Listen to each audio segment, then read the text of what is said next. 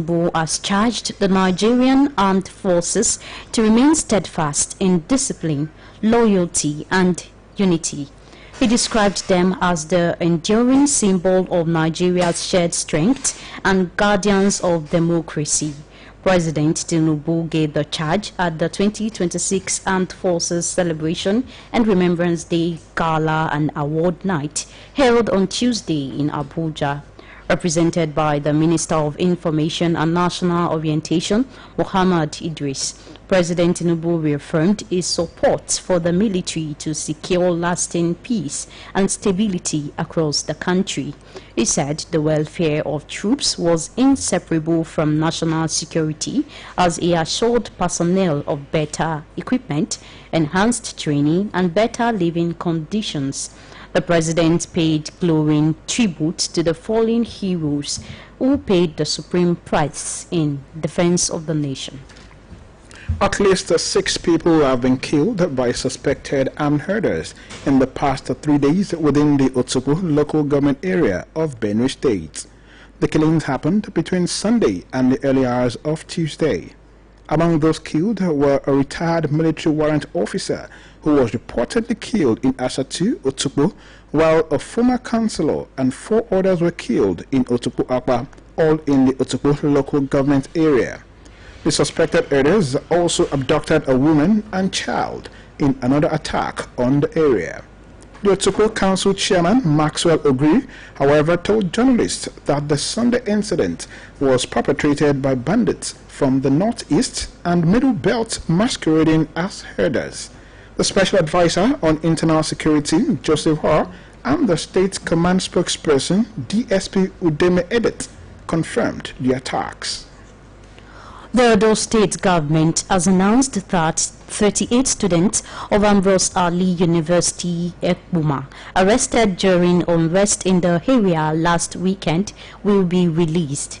The State Commissioner for Education, Padi Iyamu, gave the assurance when he appeared on a live program held by a private television station on Wednesday. He said that while some students were freed on Tuesday, others would regain their freedom on Wednesday.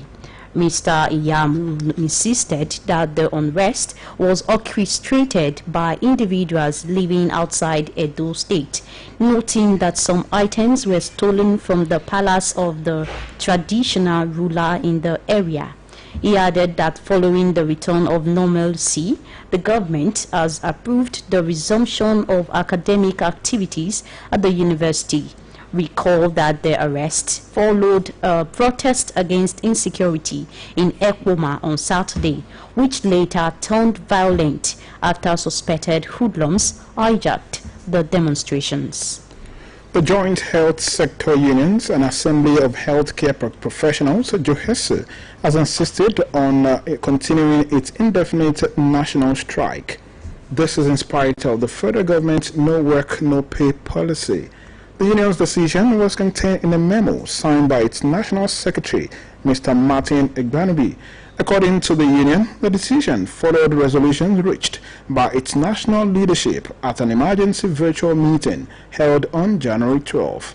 JOHESU described the no work, no pay policy as a common tool used to prey workers when federal government delays the resolution of labor disputes. It urged members not to be discouraged, calling for sustainable solidarity and commitment to the struggle. The federal government and the Academic Staff Union of Universities have signed a new agreement aimed at improving the quality of university education and ensuring stability in the sector. The signing and unveiling ceremony took place on Wednesday at the Tertiary Education Trust Fund Conference Hall in Maitama, Abuja. Several dignitaries attended the event, including the Minister of Education, Dr. Maruf Alausa, and the Minister of State for Education, Professor Shuaiba Ahmad. Speaking at the event, ASU President Professor Chris Piwuna said the union remains cautiously optimistic despite its past experiences with the federal government. He expressed hope that the agreement would be fully implemented without the union having to threaten industrial action. Professor Chris added that ASU believes the current leadership of the Education Ministry will approach the agreement differently, noting that both parties remain open and accessible to dialogue. This broadcast of Newscope comes to you from the Broadcasting Corporation of Oyo State, Ibadan.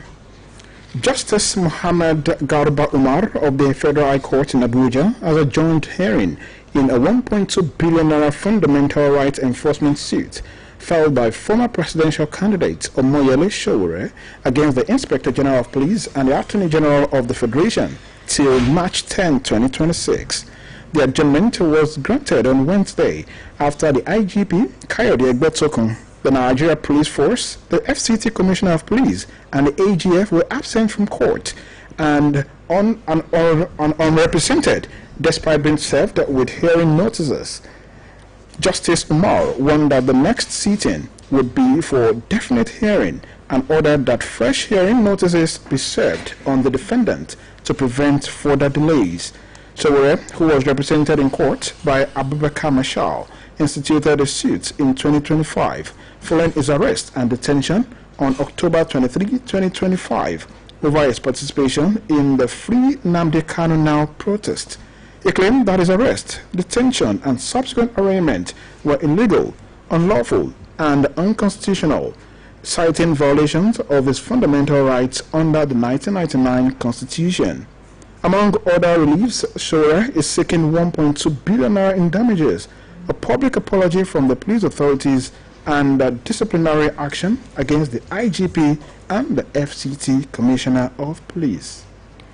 Experts have called on the Oyo State government to enforce tenancy fee regulations as a way of controlling rising house rents and curbing the excesses of house agents across the state.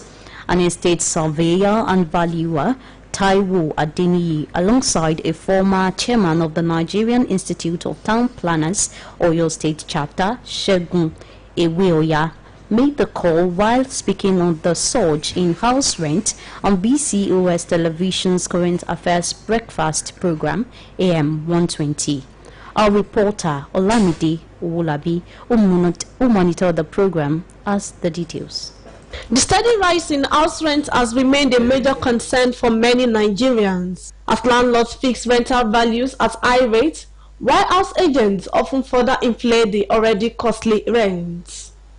This trend has continued to place many residents in difficult situations, making decent and affordable accommodation increasingly out of reach.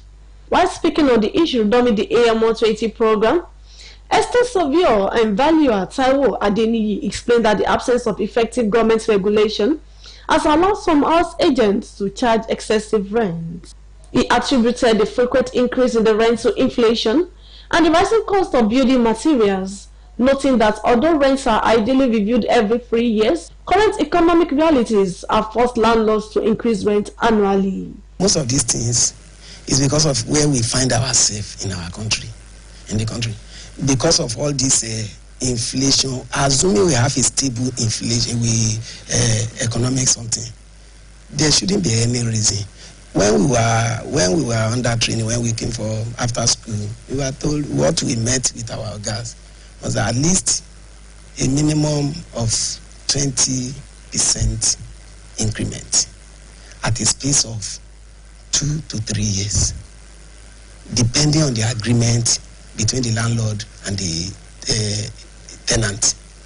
But at a minimum of 3 years, at a minimum of 2 to 3 years, with an increment of 20%, those were things we met.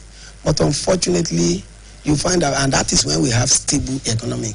But a situation whereby what you buy today, you go back, you buy now, and you go back, maybe you forgot to buy a particular a number, a quantity, and you want to go and add to it, they will tell you that the price have changed.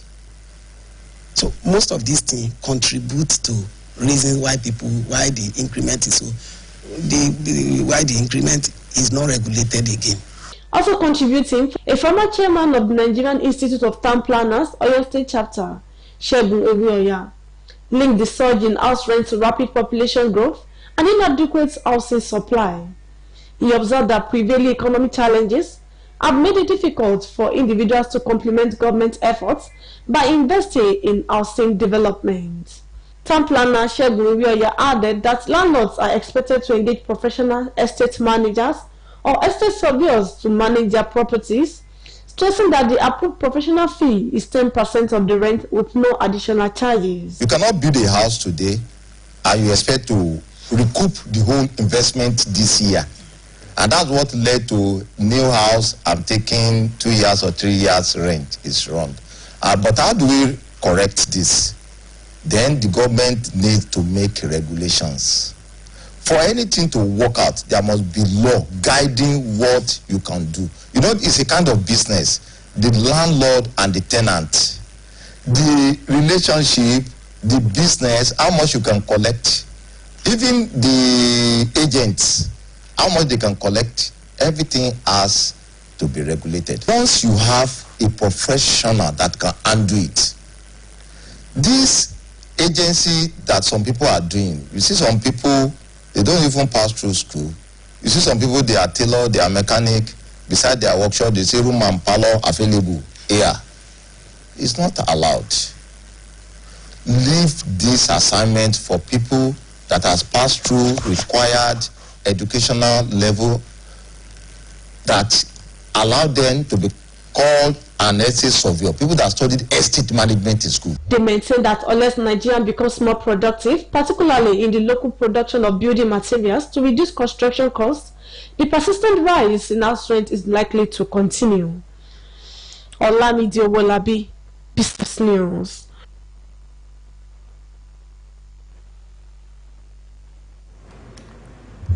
Let's now go over to our sports studio for the latest news updates from the exciting world of sports with Toby Ajewole.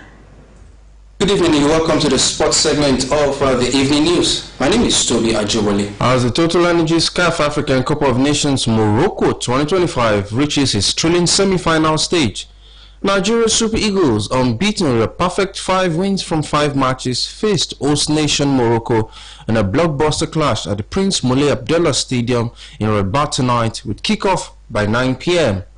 Super Eagles coach Eric Schell and midfielder maestro Alex Iwobi have radiated confidence, assuring Nigerians of victory in this second semi-final. The team has earned the tag of awaiting champions with faultless performances so far, powered by little attacking duo of Victor Osimhen and Ademola Lookman, who have combined for 7 goals in the tournament. The match marks the 6th AFCON meeting between the two sides, with all previous encounters producing a winner. Nigeria triumphed in their only prior semi-final clash in 1980 by a 1-0, while historical ties include a dramatic penalty shootout in qualifiers dating back to the 1980s.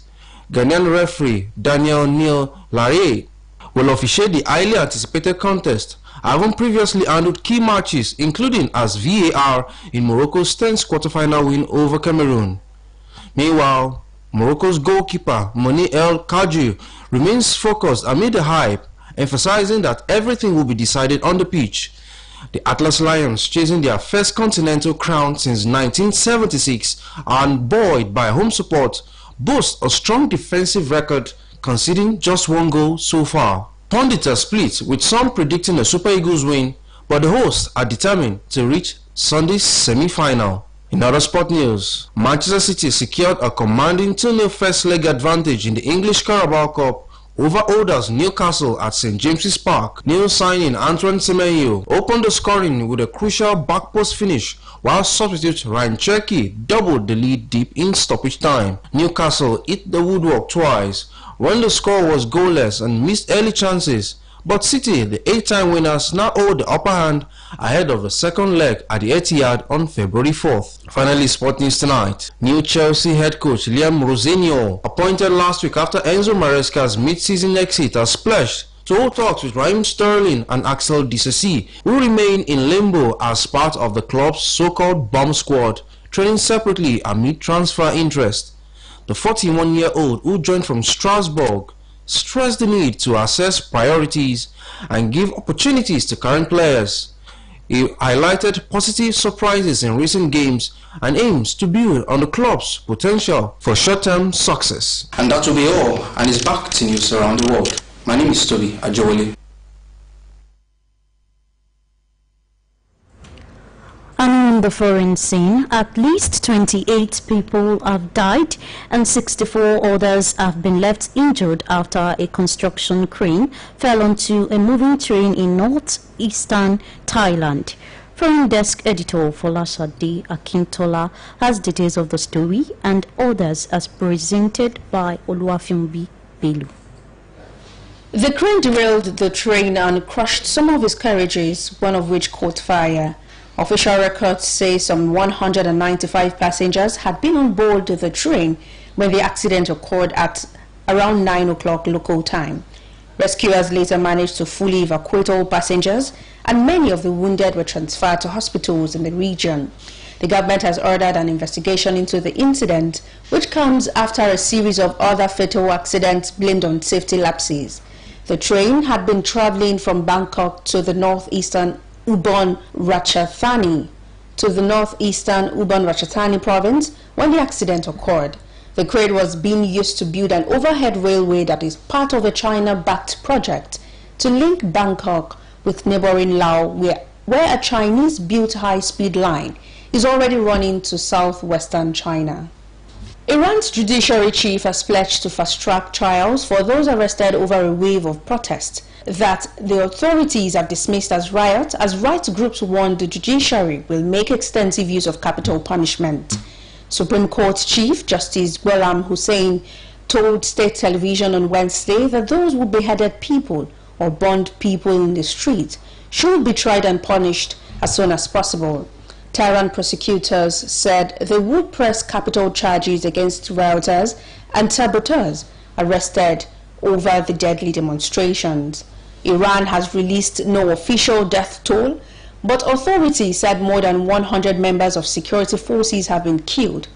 Opposition activists said the toll is much higher and includes more than 1,000 protesters.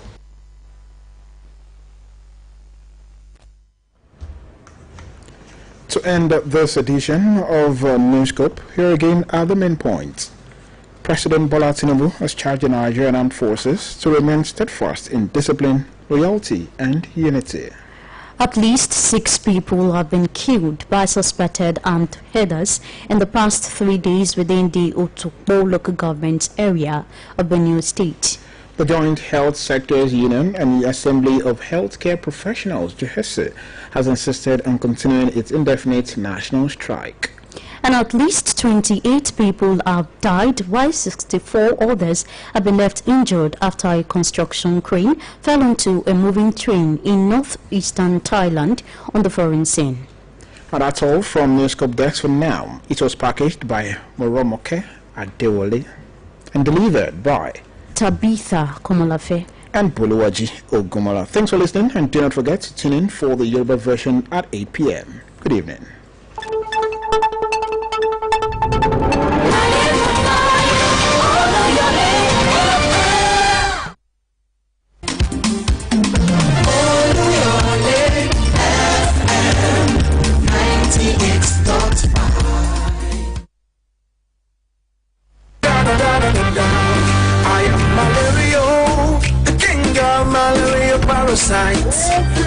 My mission is simple: to take over your body, to cause fever, chills, headache. But one thing stands in my way. Come on, come on. Effective relief from malaria. Comal on, malaria gone. If symptoms persist after 3 days, consult doctor.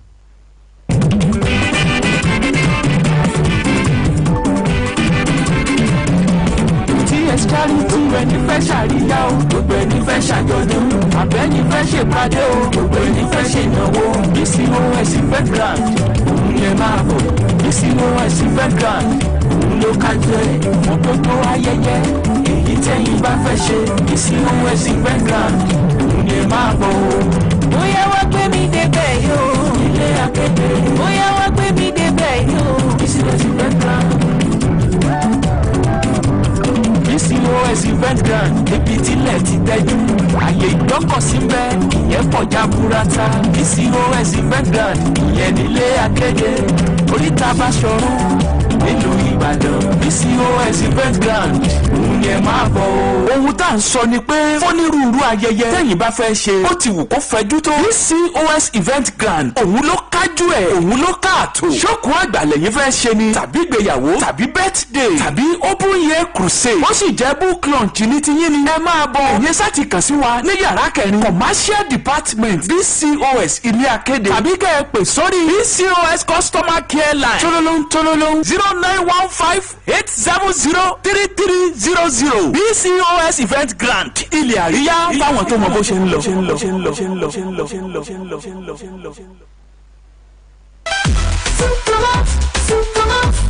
Unstoppable, you fueling your vitality the whole day through. Embrace each challenge, renew